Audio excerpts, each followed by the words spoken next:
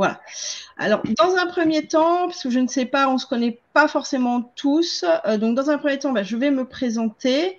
Et puis après, je laisserai Marc, je présenterai Marc, et puis on attaquera la soirée qui est en cette semaine de QVCT, qui viendra parler de la pleine conscience et de comment surtout ça peut être l'allié en entreprise et de la qualité et les conditions de vie au travail et également de la performance, puisque les deux ne sont pas incompatibles. En tout cas, à l'INSEP, nous sommes convaincus que les deux ne sont pas incompatibles. Donc moi, je suis Charlotte Gaillard, je suis la présidente et la fondatrice de l'INSEP. Donc l'INSEP, pour faire simple, c'est l'acronyme de Institut National de Coaching et d'Évolution Personnelle et Professionnelle, ou professionnelle et personnelle en fonction de quelles sont ses priorités.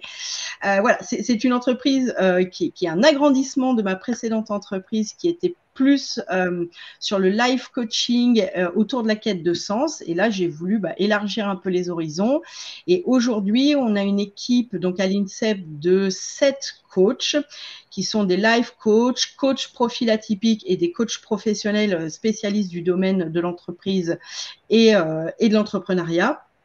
Et puis, en parallèle, mais là, ça sera plutôt pour le second semestre de 2023, où il y a tout le pan formation, dans un premier temps en développement personnel et puis après en développement en entreprise, qui va s'ouvrir. Voilà. Donc, n'hésitez pas à retrouver toutes ces informations sur le site de l'INSEP. Et puis voilà. Et puis, pour faire court, moi, j'ai passé ma certification de coach. Je suis coach depuis life coach depuis 5 ans. Là, j'ai un peu raccroché les gants de coaching pour me consacrer pleinement à la formation qui est mon dada.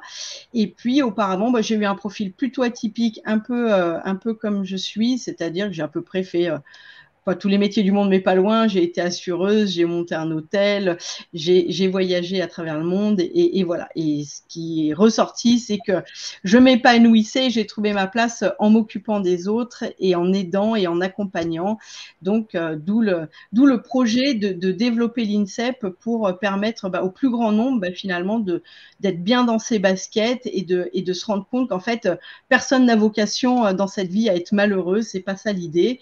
Et voilà. Et donc, à l'INSEP, on a tout un tas de coachs, dont Marc, notre spécialiste en pleine conscience, où je pense, tu me corriges Marc, mais je pense qu'on a tous la même motivation, c'est-à-dire qu'on est quand même convaincus que les gens ne sont pas sur cette terre pour être malheureux et qu'il y a plein de moyens de progresser et d'avancer en douceur de préférence, et puis des fois on muscle un peu quand il y a besoin. Voilà pour le petit mot me concernant. Maintenant, je vais vous parler de Marc et puis je le laisserai après, bien sûr, prendre la parole. Donc, Marc, si je me souviens bien, et bien sûr, tu me corriges si je me trompe, toi, tu es plutôt un enfant du monde, si on peut dire. C'est-à-dire que tu as été élevé au Maroc une partie de ta vie, et puis après, tu as travaillé. Alors, tu as vraiment aussi un parcours un peu original, je trouve, mais qui est, je pense, tellement enrichissant. Tu as travaillé dans l'éducation nationale, mais à travers le monde. C'est-à-dire que tu as travaillé à Hong Kong, Toronto, je crois bien. Et puis, tu as découvert la pleine conscience il y a quelques années, et ça a changé plein de choses pour toi. Est-ce que c'est bien ça? Oui, c'est ça. C'est ça. J'ai grandi au Maroc. J'ai même, alors tu dis que j'ai enseigné dans des milieux internationaux, mais quand je suis rentré de Hong Kong, je suis rentré à Lyon, dans la région lyonnaise, où je suis basé depuis pas mal de temps. Et là, j'ai enseigné aussi à la Cité scolaire internationale. Voilà, donc j'ai continué en fait pendant 4 ans l'aventure multiculturelle, on va dire. D'accord, bon, super. Alors, juste avant qu'on commence, une petite précision, n'hésitez pas dans le chat à poser des questions au fil de l'eau, ça rend les choses vraiment plus interactives et sympas. Donc, on n'est pas obligé d'attendre la fin pour poser des questions, si bien sûr, Marc, ça te convient. Mais voilà, n'hésitez pas à poser des questions si vous avez besoin qu'ils creusent sur un aspect, ou si vous avez une question vraiment pratico-pratique vous concernant, n'hésitez pas sur ce sujet-là. Je te propose, Marc, que dans un premier temps, tu nous expliques un peu ce que c'est la pleine conscience, parce que on entend un peu tout et n'importe quoi sur le sujet. Donc, je pense que c'est intéressant de reposer les bases. Alors souvent n'importe quoi, j'ai envie de dire, mais bon. assez régulièrement en tout cas. En fait, je vais peut-être juste moi déjà dire que la pleine conscience, comment j'ai découvert ça et qu'est-ce qui m'a amené finalement à la pleine conscience. Donc c'était, tu l'as dit, aux États-Unis, en fait, il y a 10-12 ans maintenant, en fait. Donc je vivais là-bas. Alors je me considérais, je le dis au passé parce que c'est grâce, je pense, à la pleine conscience, c'est plus trop vrai, mais je me suis considéré longtemps comme un anxieux de naissance. Je disais souvent, voilà, je suis un anxieux de naissance. Voilà, j'ai fait des attaques de panique. Donc pour les gens qui connaissent, c'est quand même particulièrement violent comme truc. Et donc j'ai cherché pendant une partie de ma vie des moyens de remédier un petit peu à ça, de maîtriser ça. Donc ça a pu être de la sophrologie, de la relaxation, pas les médicaments parce que je suis pas un fanat, donc j'ai évité ça. Mais voilà, j'ai essayé plusieurs petites techniques. Et puis en fait, je m'arrêtais quand ça allait mieux. Et avec la pleine conscience, je ne sais pas si c'est la pratique en elle-même, si c'est moi finalement qui était plus mûr, j'en sais rien, mais peu importe, j'ai envie de dire. Mais en tout cas, j'ai compris en commençant la pleine conscience que finalement, c'était pas comme un médicament qu'il fallait le voir, mais plus comme un entraînement et qu'il fallait donc pratiquer, pratiquer, pratiquer. Et c'est devenu voilà maintenant mon quotidien depuis une dizaine d'années. D'accord, d'accord. Ouais. Donc oui, c'est intéressant et surtout ça enfin la base, je dirais, ces attaques de panique, c'est pour le coup hyper enrichissant parce que comme tu l'as dit, les gens qui vivent des attaques de panique ou qui en ont vécu, enfin pour le coup moi j'en ai vécu une bonne partie de ma vie, oui c'est sûr qu'en venir à bout sans médicaments c'est quand même une sacrée aide. Du coup moi le lien que je fais tout de suite c'est finalement qu'est-ce que la pleine conscience t'amène lors du coaching, puisque tu es avant tout, si je puis dire, un coach. Là, qu'est-ce que ça t'amène dans le coaching purement, qu'est-ce que la pleine conscience t'amène dans le coaching? Alors, je n'ai pas répondu à ta question, par contre, pardon. Tu m'avais demandé ce que c'était que la pleine conscience. Comme je suis parti, donc je vais peut-être y répondre, pardon. Donc, alors, la définition habituelle, on va dire que c'est porter une attention soutenue à ce qui se passe en nous, à un moment donné, donc à l'instant présent. Ce qui se passe en nous, c'est la tête, donc ça va être les pensées, ça peut être le cœur, ça va être les émotions, et c'est le corps, c'est les ressentis physiques. Ça, c'est la définition, on va dire, officielle. Donc, c'est porter cette attention dans le moment présent avec bienveillance et sans jugement. Et moi, finalement, depuis 10 ans que je pratique, j'ai envie de donner, moi, ma définition, enfin, comment maintenant je le définirais, comment je définirais la pleine conscience. C'est à la fois un entraînement, je l'ai évoqué tout à l'heure, parce que il faut en faire régulièrement. Je pense, quand je dis l'entraînement, parce que c'est comme pour du sport, si on s'arrête, on va perdre petit à petit. Donc, il vaut mieux faire 5 minutes tous les jours que 3 quarts d'heure une fois par semaine, à mon sens. En tout cas. De toute façon, tout ce que je vais dire ce soir, ça n'engage que moi. Hein. C'est vraiment mon ressenti à moi et c'est la façon dont je vois les choses. Et puis, c'est aussi une façon de voir la vie aussi. Ça m'a vraiment changé là-dessus. C'est vraiment une façon de voir les choses, c'est-à-dire d'accueillir en fait ce qui se présente à moi et pas trop s'y attacher dans la mesure du possible. C'est pas toujours facile, surtout pour les choses négatives. Hein. On a un biais négatif chez l'homme qui fait qu'on a plus tendance à accrocher sur les choses négatives qu'à vraiment se booster grâce aux choses positives. Mais voilà. Et juste pour terminer, j'ai un ami très proche, ça fait plus de 50 ans qu'on se connaît. Parce que tu as été gentil, tu n'as pas donné mon âge. Donc voilà, je le dis d'une certaine façon. Ça fait un peu plus de 50 ans qu'on se connaît. Et il m'a dit, donc il me connaît très bien, hein, et il m'a dit il n'y a pas si longtemps, il m'a dit en fait, depuis que tu pratiques, tu es à la fois le même et tu es différent. C'est-à-dire que tu es le même parce que tu as de la capacité à te passionner pour des choses, à éventuellement t'énerver, mais en même temps, je sens une espèce de calme, d'assise que tu n'avais pas avant. Voilà, donc je trouve que c'est la plus belle définition, en tout cas le plus beau compliment qui m'est fait, et je le prends. D'accord. Et du coup, quand tu parles, juste pour être sûr que les gens comprennent bien, quand tu parles d'une attention sur ce qu'on vit, ça peut. Je crois qu'on a une époque où la concentration c'est quelque chose de compliqué. Est-ce que tu peux donner, par exemple, un exemple qui permettrait de vraiment comprendre quel type d'attention il s'agit? Dans la pleine conscience, il y a des ancres. Les ancres, c'est ce qui permet en fait d'apaiser le mental, c'est en détournant un petit peu justement l'attention du mental qui, quand il part dans tous les sens sur différentes choses. Et ça peut être, alors l'encre la plus connue, c'est la respiration. C'est-à-dire qu'on va porter son attention sur sa respiration pendant un temps plus ou moins long. Ça dépend après de son habitude, de sa pratique, de plein de choses. Moi, au début, quand j'ai commencé, c'était 5 minutes. Hein. Je faisais 5 minutes 2-3 fois par semaine.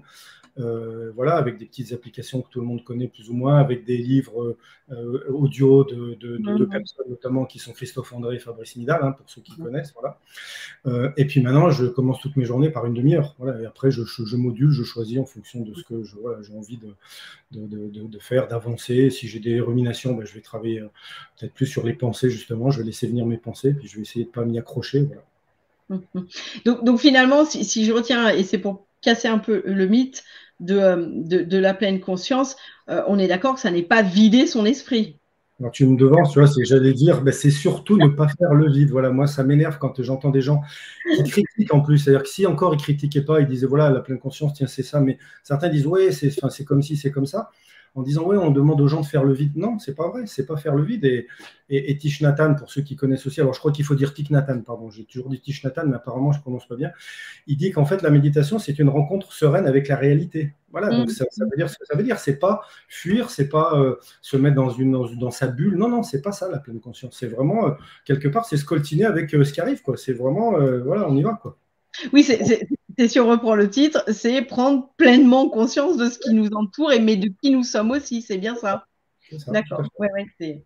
Oui, donc pour le coup, c'est tout sauf faire le vide. Hein. C'est comme, j'imagine que pour faire de la pleine conscience, on n'a pas besoin d'avoir un grand pantalon large bariolé et un zafou, comme tu dis. Voilà, on est OK avec ça. Bon, super. Ouais. Je pense que c'est important de réexpliquer parce qu'effectivement, bah, y a certaines personnes qui se l'approprient et puis pas toujours de la bonne façon. Et c'est important voilà, que les gens qui nous écoutent comprennent qu'il n'y a pas besoin d'être un grand Bouddha ou un grand Yoda pour faire de la pleine conscience au quotidien. C'est avant tout une pratique, hein. C'est même, je crois que c'est Mathieu Ricard qui le disait. Il dit qu'il faut un peu démystifier aussi tout ça. C'est une pratique. Après, derrière, on peut y mettre de la spiritualité ou pas, mais c'est d'abord une pratique. C'est vraiment une pratique. Il faut que les choses soient claires et que les gens l'entendent, ça. Oui, comme finalement, on ferait du tennis ou de la peinture sur soi. Bah, c'est pour ça que je parlais un petit peu d'entraînement, quoi. Voilà, je osais cette comparaison, c'est que oui, c'est vraiment, voilà, oui. C'est comme tous les sports ou les pratiques, si on en fait une fois tous les 36 du mois pendant une demi-heure, bon, il se passera pas grand-chose. Merci en tout cas déjà pour ce premier point qui, je pense, est plus clair. Si ce n'est pas le cas et si vous avez des questions, vraiment, vous n'hésitez pas à les noter dans le chat, on y répondra avec plaisir. Et du coup, alors, excuse-moi, tout à l'heure, c'est moi qui suis allée plus vite parce que je fais 30 trucs en même temps pour essayer de régler, parce qu'on est projeté sur d'autres médias en même temps, donc voilà. Et du coup, j'ai un peu pas suivi de tout. Mais du coup, alors, je reviens à ma question. OK, le coaching, je pense que les gens voient ce que c'est un accompagnement par le questionnement. On n'a pas vocation à donner des conseils à tout bout de champ, mais plutôt à accompagner la personne dans le questionnement et du coup l'obliger à elle regarder à l'intérieur de soi ce qui se passe. En quoi la pleine conscience, elle est utile dans cette pratique du coaching? Alors, j'ai envie de dire, elle est utile à deux niveaux. Le plus important, peut-être, elle est utile pour moi. C'est-à-dire que c'est un vrai intérêt pour moi d'être pratiquant. D'abord, parce que ça me permet de gérer mes émotions. Ça me permet de gérer des émotions qui peuvent arriver en général, mais en particulier dans un coaching. De garder ce que je vais appeler une distance émotionnelle aussi lors d'un coaching, parce que c'est aussi important. Là, si tu permets, j'ai une petite anecdote.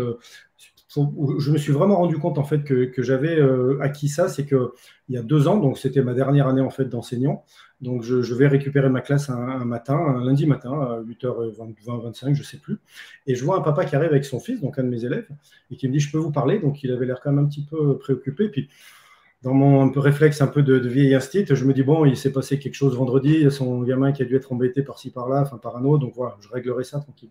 Et le papa, en fait, me dit de but en blanc, alors je ne vais pas citer le prénom du petit, évidemment, il me dit de but en blanc, un tel a perdu son frère ce week-end. Donc là, boum, là, j'avoue qu'il a fallu que j'accuse le coup. Après, bon, voilà, j'ai dit, je ne sais plus ce que j'ai dit exactement, mais après, il a fallu que je récupère ma classe, que je rentre en classe, que je fasse ma matinée normalement. Je l'aurais fait probablement avant la pleine conscience, mais je pense que je ne l'aurais pas fait de la même façon, que j'aurais été sûrement avec ça pendant toute la matinée. Là, j'ai quand même réussi finalement à gérer tout ça pour moi, enfin, à gérer mes émotions, à gérer tout ce qui se passe en moi et à être présent pour les enfants, quoi, à être vraiment pendant cette matinée. Et je ne suis pas sûr que 5 ans avant, j'aurais été capable de la même chose, quoi. J'aurais fait sûrement dans ma classe, hein, mais voilà. Après, à midi, il a fallu par contre que j'ai vécu un peu, donc voilà, j'ai débriefé avec mes collègues. Mais voilà. Donc ça permet déjà ça. Ça permet aussi l'écoute en pleine conscience parce que eh ben, ça, c'est important. Alors, le coaching, la base, c'est quand même l'écoute dans le coaching, puisqu'on parle d'écoute active, etc. Donc, l'écoute active et l'écoute en pleine conscience, pour moi, il n'y a pas forcément une grande différence.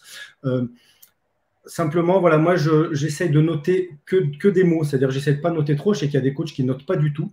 Moi, j'aime bien noter quand même, mais je note, voilà, pour pas oublier après. Mais par contre, pour pas non plus, j'écris pas des phrases pour être vraiment pleinement avec la personne, quoi, pour être vraiment avec elle, voilà, lui donner toute mon attention. Ça me permet aussi de me recentrer, par exemple, entre deux coachings ou de me préparer un coaching avant. Donc, ça me donne finalement plus d'efficacité. Et j'ai envie de dire, comme en plus la pleine conscience, c'est aussi dirigé sur soi, enfin à l'intérieur de soi. Donc, c'est une façon aussi de mieux se connaître. Hein. Je n'ai pas évoqué ça, mais c'est aussi ça. Plus on est conscient de soi, finalement, plus on est conscient, je pense, des autres. Donc, dans le coaching, ça me donne, je pense, une plus d'efficacité que je n'aurais eu probablement si je n'avais pas été en plus pratiquant. D'accord. En fait, si je comprends bien, et bien sûr tu me coupes si c'est pas du tout ça, ça te permet finalement d'être plus en connexion avec ton client et avec le coaché qui lui arrive avec ses problématiques, et finalement ça te permet d'être plus laser, hein, comme j'aime à le dire souvent, c'est-à-dire tu es laser dans tes questions, et parce que du coup tu crées cette espèce de connexion avec le client, avec le coaché, grâce à la pleine conscience. C'est comme ça que moi je l'ai compris. Non, mais c'est ça, oui. Enfin, j'ose espérer en tout cas que je suis plus efficace.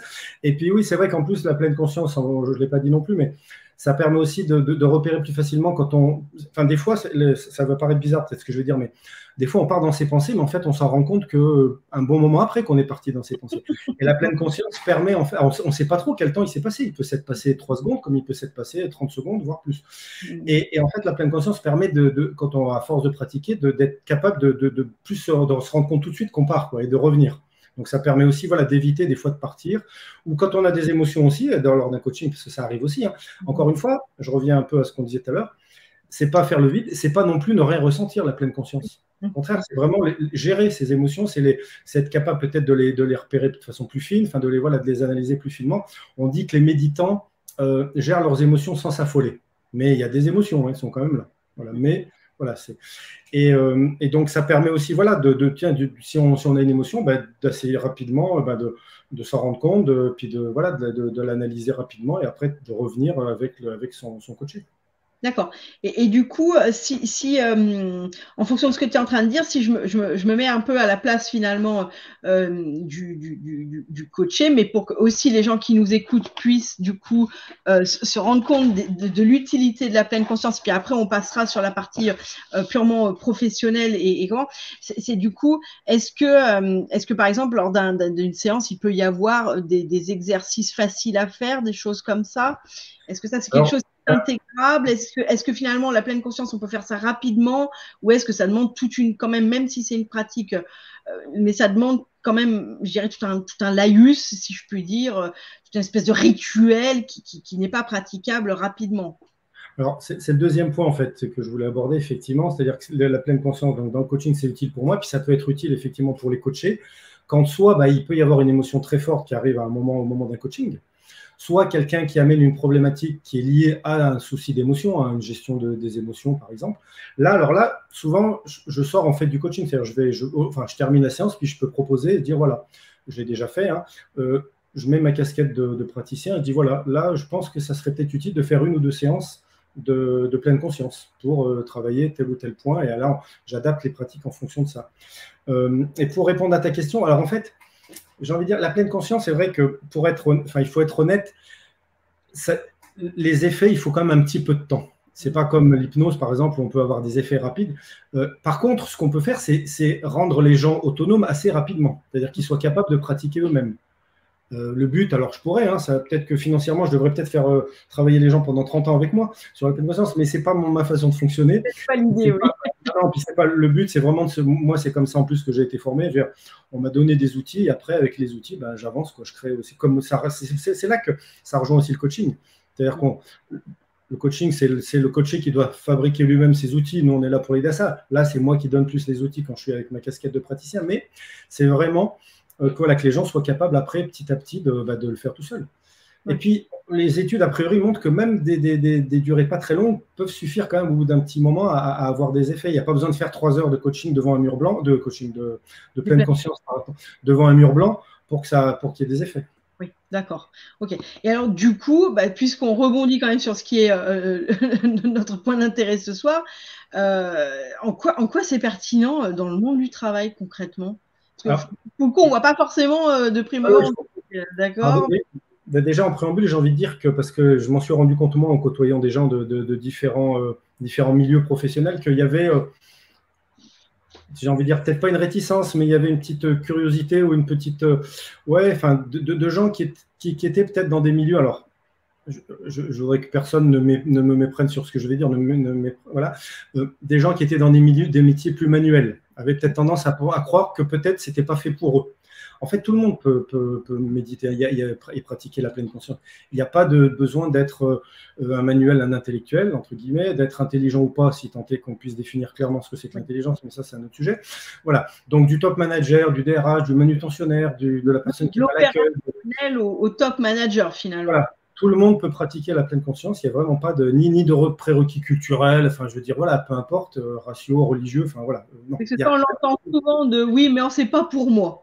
Oui, non, mais ça veut rien dire. Non. La seule chose, le seul bémol, il faut faire attention, c'est quand il y a des gens qui ont des troubles psychiques, là où il faut être plus prudent, surtout quand on fait des choses longues et voilà, un peu plus poussées. Mais sinon, quand c'est des ateliers, par exemple, des ateliers de découverte, sincèrement, je ne vois pas, enfin voilà, encore une fois, à moins qu'il y ait des personnes qui aient vraiment des gros troubles psychologiques, mais bon. Oui, là, dans ces cas-là, on est sur quand même. Bon, en général, l'entreprise est au courant. Enfin, on ose quand même que ça passe pas inaperçu. Mais voilà, donc d'accord. Les intérêts, donc je reviens à ta question. Donc les intérêts, ça permet de se recentrer, de se ressourcer avant ou après un événement, par exemple. Donc une réunion, un coup de téléphone, je sais pas, qui a pu être un peu lourd, un peu compliqué, voilà, chargé émotionnellement. Ça peut permettre de travailler son attention, sa concentration, donc qui peut être après transférable, enfin qui sera utile pour des différents types de métiers. C'est là que je disais, tu vois, tout à l'heure, juste avant, que c'était pas forcément que pour les métiers entre guillemets intellectuels. Quelqu'un qui a un métier manuel, mais qui doit être précis, qui doit être concentré sur une tâche pour pas risquer d'accident et tout, ça peut être utile, par exemple. Améliorer l'intelligence émotionnelle, donc ça pareil, c'est pas réservé qu'au cadre, hein, c'est pas réservé qu'au manager, c'est réservé à tout, enfin c'est pour tout le monde. Donc améliorer l'intelligence émotionnelle, c'est améliorer sa relation aux autres, donc dans la gestion de ses émotions, des émotions éventuellement des autres, de la colère par exemple. Identifier, je l'ai dit un petit peu tout à l'heure, identifier plus rapidement quand on bascule dans le pilotage automatique. Hein. Quand je disais partir dans ses pensées, c'est aussi le pilotage automatique, c'est-à-dire qu'on va faire des choses sans même vraiment s'en rendre compte et sans y penser réellement. Voilà. C'est gérer aussi la surcharge mentale, par exemple. Alors là, je ferai un petit bémol, je dirais attention à la pratique qu'on va proposer quand quelqu'un a une surcharge mentale.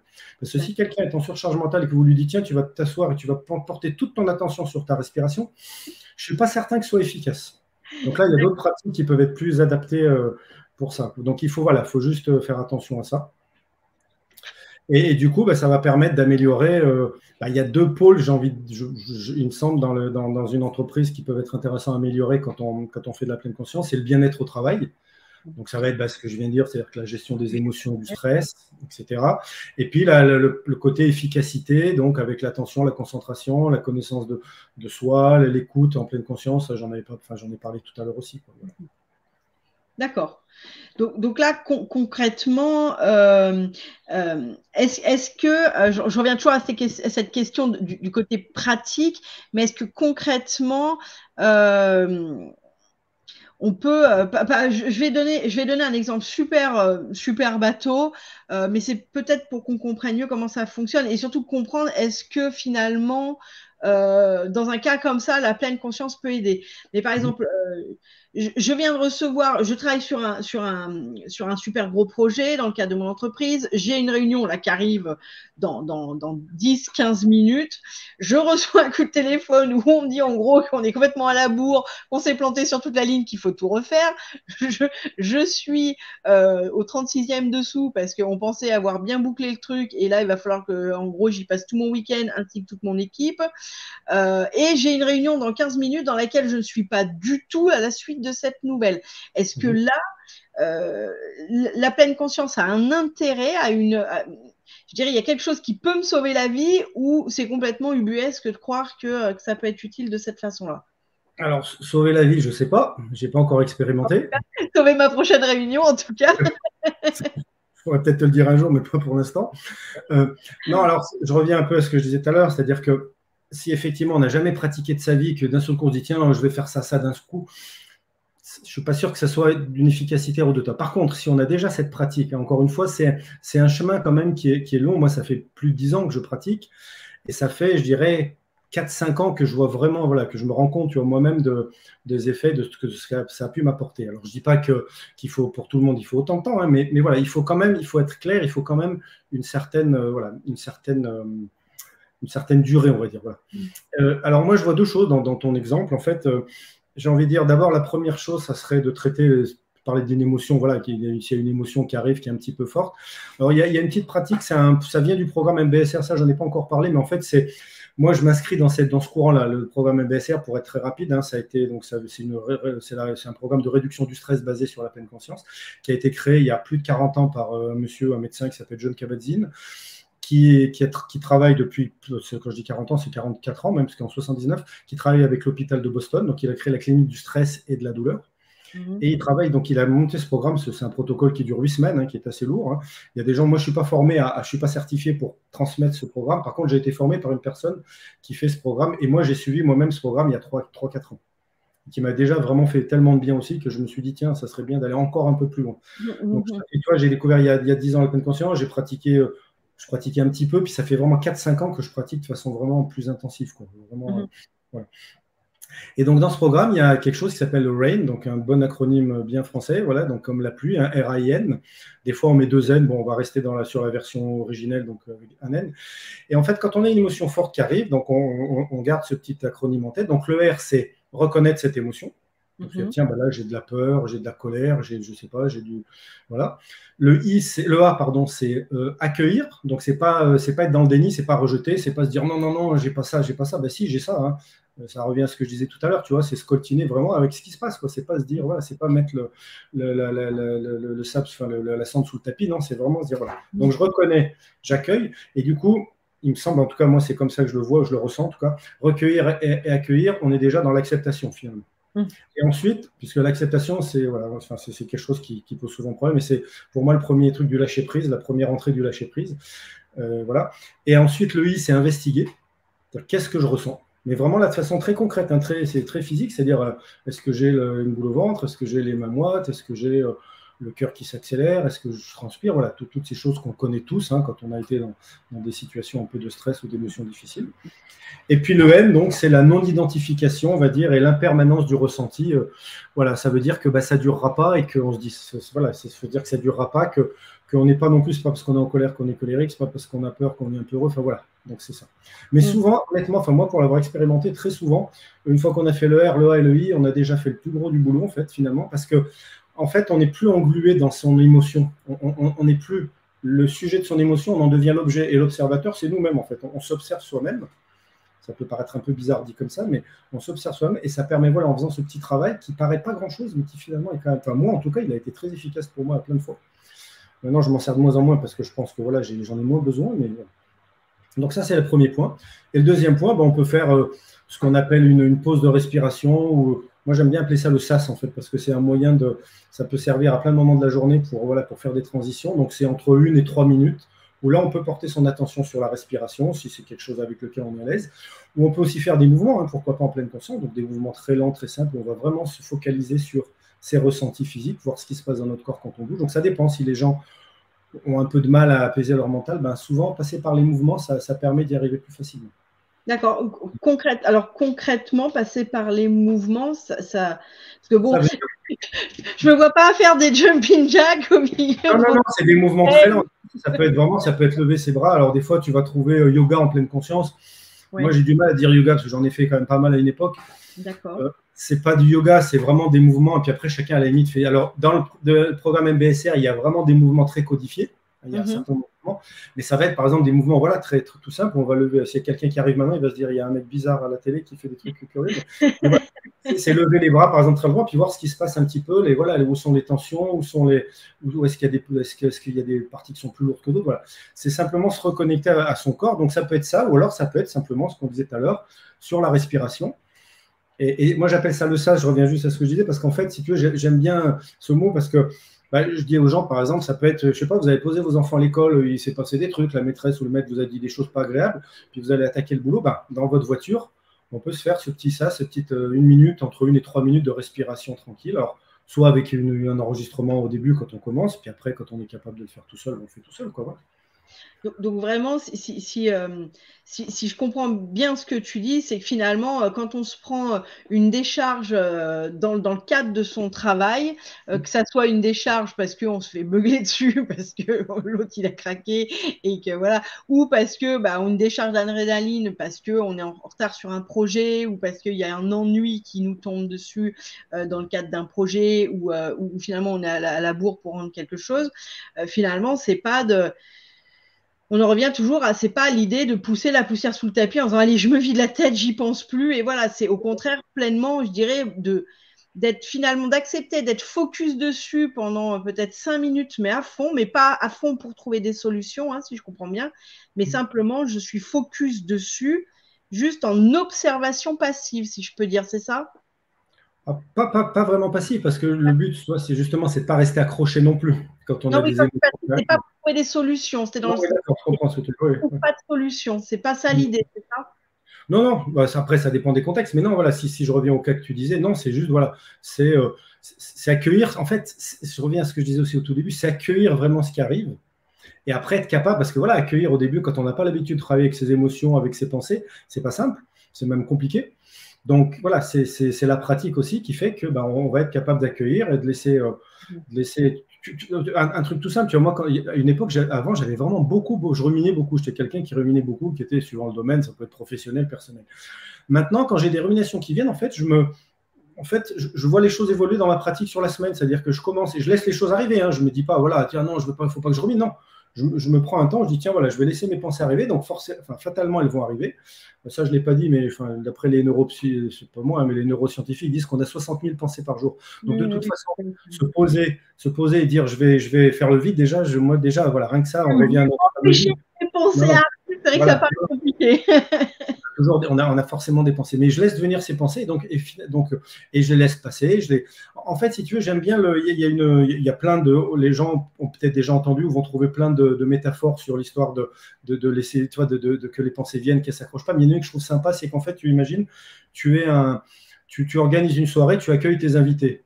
Donc, tu vas dire 2 mots à un invité, mais après, tu vas le laisser rentrer parce que tu ne vas pas pouvoir parler avec lui tout le temps, parce que sinon, il y a les autres qui vont arriver, qui vont s'accumuler derrière. Les pensées, c'est un peu ça. C'est-à-dire que j'accueille la pensée, j'en ai qu'une. On peut la noter mentalement, c'est-à-dire dire, tiens, ça, c'est une pensée plutôt d'anticipation, de rumination, etc. Et puis, on la laisse partir. Et puis, il y en a une autre qui va arriver un peu plus tard. Donc, c'est ça. Je trouve que la métaphore est assez parlante. Je trouve c'est un peu ça le travail, en fait. C'est ça le travail.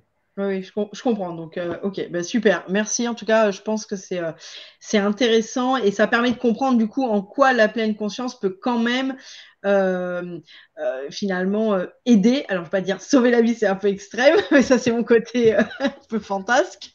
Mais en tout cas, si, des fois, je pense que quand on vient de se prendre une vraie charge dans le cadre d'un travail, qu'on a énormément de pression au quotidien, qu'on est en cocotte minute permanente et qu'on se prend une décharge, qu'elle soit d'ailleurs positive ou négative, et qu'on doit enchaîner avec quelque chose où on doit être en pleine gestion de ses émotions, pour le coup, ça sauve notre vie émotionnelle, on va dire, de pouvoir se dire, ok, du coup, j'accueille, je regarde, et j'essaye pas ni de trouver des solutions, en tout cas pas à chaud, ni j'essaye de foutre tout ça sous le tapis. Je trouve que c'est super intéressant. Je vais juste rebondir sur ce que tu dis quand tu dis à chaud. Effectivement, ça je l'ai pas dit, mais la pleine conscience, on dit aussi souvent qu'en fait, ça permet d'être dans l'action et pas dans la réaction. Souvent, tu vois, tu dis, on a, je sais pas, tu parlais de compliments, c'est intéressant si tu parles des côtés positifs. Un compliment, c'est super, c'est très bien. Simplement, la pleine conscience, alors je vais employer un mot que connaissent peut-être pas tout le monde, un mot un petit peu compliqué, c'est ce qu'on appelle l'équanimité, ça vient du bouddhisme, parce que la pleine conscience s'inspire du bouddhisme, même si les pratiques méditatives, elles existent aussi dans toutes les méditation depuis que l'homme est homme. Hein. Des fois, je dis c'est un peu consubstantiel de l'homme. Hein. Je veux dire, ça fait partie de nous. Quoi. Enfin, on a besoin à certains moments d'être dans des états voilà, de méditation ou autre, peu importe comment on les appelle. Mais, donc, qu'est-ce que je disais? Je ne sais plus. Je suis parti, tu vois, dans mes circonvolutions. Tu étais sur l'équanimité. Oui, voilà. Bah, en fait, l'équanimité, pour simplifier, on va dire, parce que ce n'est pas simple à définir, mais pour simplifier, on va dire que c'est une espèce de sérénité qui fait que on se laisse pas, on descend pas au 36e dessous quand ça va pas, et on monte pas forcément non plus tout en haut.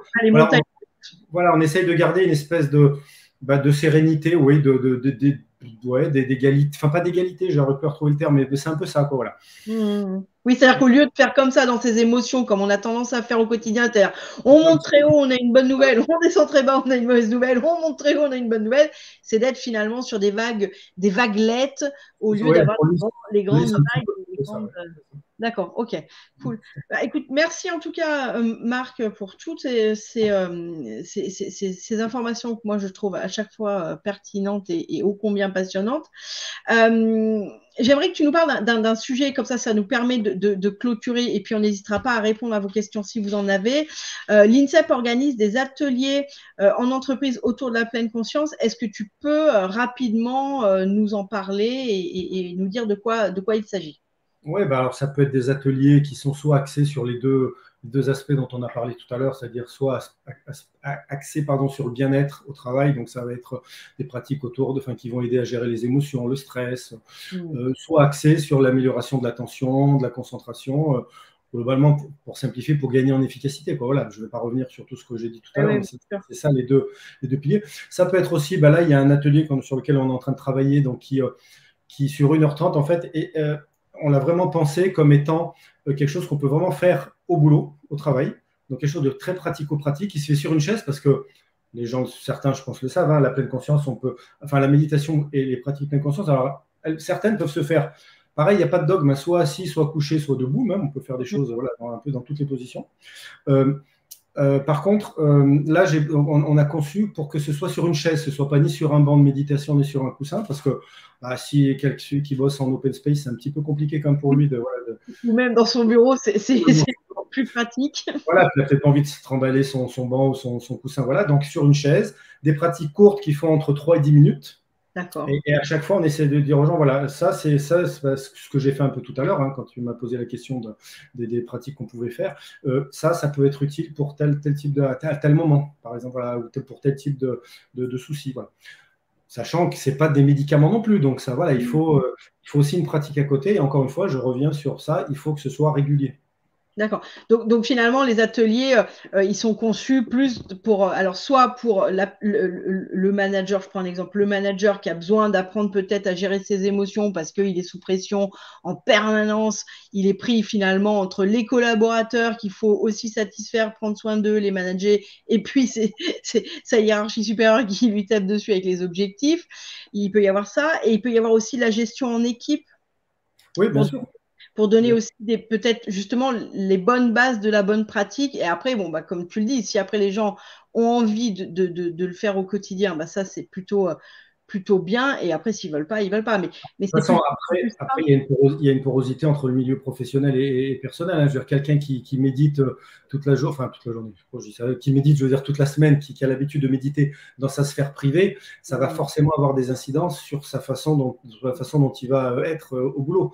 Donc voilà, il y a aussi forcément une porosité, comme il n'y a pas forcément, tu vois, en coaching, des sujets il y en a peu des sujets purement professionnels et purement personnels. Il y a souvent quand même Oui, on est au travail comme on est dans la vie. Donc la méditation, ça va être la même chose. Donc il y aura soit. Et puis on peut faire des ateliers aussi. Après, ce qu'on aime bien faire, c'est nous adapter en fait aussi aux besoins des entreprises, quoi, en fonction de ce que vraiment ils veulent améliorer. On peut proposer des choses à ce moment-là.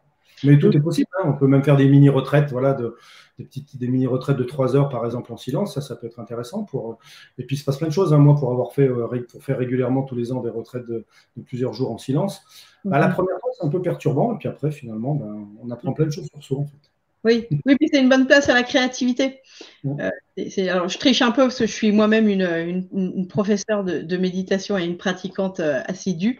Mais oui, oui, la méditation, je te rejoins, c'est vraiment plein de vertus et c'est ô combien passionnant. Et c'est vrai que pour la concentration et la gestion des émotions, c'est pour le coup assez pertinent et voilà. Ok, bah écoute, merci beaucoup Marc. Moi j'ai beaucoup aimé ce que tu nous as dit. J'ai trouvé ça passionnant. Je ne sais pas si vous avez des questions. Voilà, on va attendre un peu parce qu'il y a un petit décalé entre ce que nous on se dit et puis le retransmis. N'hésitez pas à nous poser des questions. On reste encore un petit peu pour y répondre. Et puis voilà. Si j'ai pas dit trop de bêtises, c'est déjà ça. Non, c'est bien. Pas de bêtises. Les bouddhistes disent que on peut pas dire à un pratiquant comment il doit pratiquer. C'est une hérésie, par exemple, en bouddhisme, parce que chacun pratique comme il a envie. Et je trouve que Mais ça va bien avec la méditation. On peut pas dire à un méditant comment il doit méditer, quoi. non, et c'est pour ça que, tu vois, quand j'entends des choses en disant que c'est, enfin, que c'est des, alors, il y a sûrement des gens qui se servent de la méditation pour des mauvaises raisons, et comme il y en a qui se servent de l'hypnose, comme il y a des médecins qui, mais moi, dans tous les gens que j'ai pu croiser, les gens qui m'ont formé, etc., je me suis jamais senti, et voilà, tu vois, embrigadé dans quelque chose que je voulais pas aller. On me donne juste des clés, on me donne voilà, et on me donne même pas la direction. C'est ce que je reviens à ce que tu disais. Enfin, je rebondis sur ce que tu disais. On me donne pas la direction. On me dit, tu construis ton chemin, quoi. C'est pas par là-bas qu'il faut aller. Hein. Tu vois, c'est toi tu verras où tu vas aller, quoi. Oui, c'est ça. On peut pas. Enfin, chacun doit aller où bon lui semble. Et surtout, c'est quand même très compliqué. Alors, je lis les messages en même temps. C'est compliqué En fait, on n'en est pas tous au même endroit, donc c'est compliqué de faire un package en disant c'est comme ça qu'on doit faire. Et voilà. Pas de questions. Merci d'avoir rappelé que nos émotions ne sont pas permanentes. Oui, non, ça, les émotions, je crois qu'on est tous les deux d'accord là-dessus, que les émotions ne sont pas permanentes. Et je rajouterais, les émotions n'existent pas. En fait, les émotions, ce ne sont que des pensées exacerbées. Donc, elles n'ont pas ni vocation de vérité, ni vocation de rien du tout. Moi, je dis toujours, les émotions, elles sont une mise en lumière de ce qui nous reste à travailler. Vous allez dire, nos pensées ne sont pas de nous non plus. Non, exactement. Ça n'existe pas, en fait. Ce ne sont que des pensées, finalement. C'est Ce ça. sont nos pensées à nous, mais c'est pas nous. Enfin, tu vois ce que je veux dire, Elles ne nous définissent pas. ne résume pas. Et ça, c'est voilà. Derrière ça, tu vois bien que je fais allusion aussi aux pensées négatives, aux gens voilà, qui se. Ça, quand on parle de non-jugement, alors c'est pas non plus facile, hein, mais et quand par exemple je dis aux gens, bah, si vous avez des pensées pendant qu'on fait notre pratique, c'est pas grave, vous revenez à la respiration, et puis, mais que ce soit une fois, 10 fois, 100 fois, c'est pas grave, ça fait partie de la pratique, ça. Hein. Donc il n'y a pas de jugement à avoir, il n'y a pas de bonne et de mauvaise, je reviens aussi à ce que tu disais, il n'y a pas de bonne et de mauvaise pratique.